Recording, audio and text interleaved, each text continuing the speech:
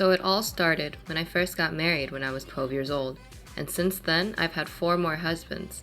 It's obvious to say that I have a lot of experience in marriage.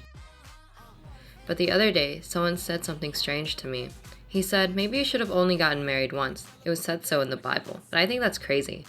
What I know is that God commanded us to increase and multiply, and that's exactly what I've done.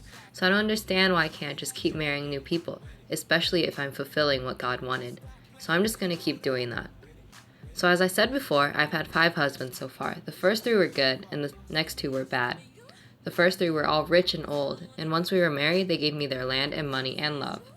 And since these were already given to me, I didn't really have to give anything back, since I already had everything I wanted.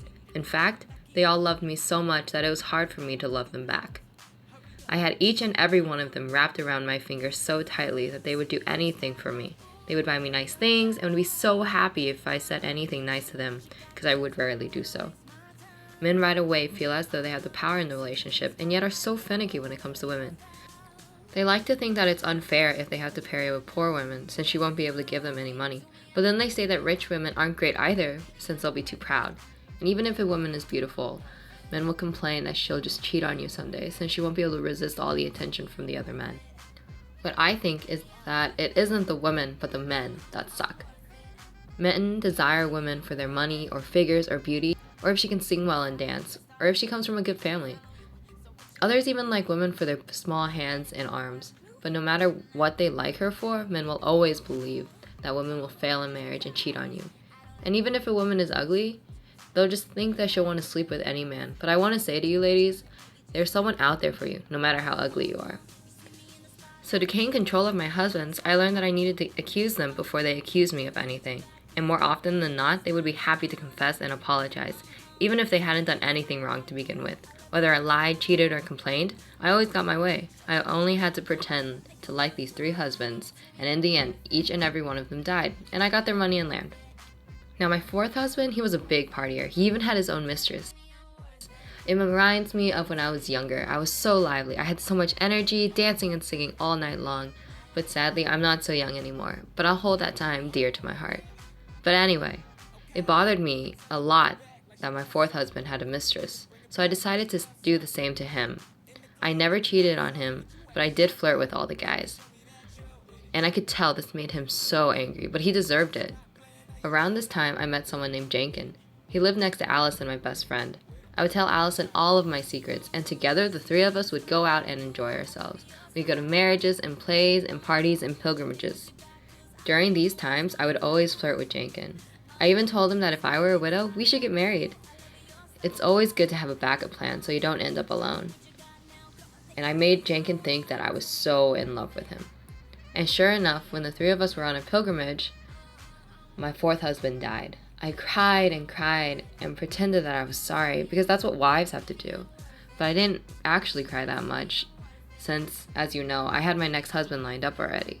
So we had the funeral for my 4th husband at the church. He didn't deserve any better. And that's when I actually fell in love with Jankin. He came by the funeral since he knew my husband, but when I noticed his well-defined legs and muscular body, I fell in love. And so, about a month later, Jankin and I got married, and this time I finally married for love. I gave him all of my love and my land, just as my previous husbands gave to me. And as it turns out, Jankin was a very domineering husband. Every night we would sit by the fireplace, and he would read me this book. He would tell me these awful stories about wicked wives and would say that women were the loss of all mankind. He would tell me about a woman who killed her husband while he slept, of Hercules and how his relationship with his wife caused him to set himself on fire, and of a woman named Livia that hated her husband so much that she poisoned him, and of Lucy who loved her husband so much that she gave him a love potion just so he would always think of her. And by the next morning, the husband also ended up dying.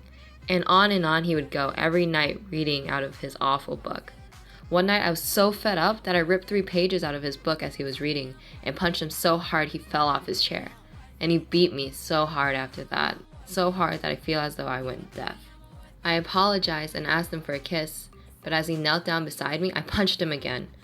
But finally we worked things out and compromised.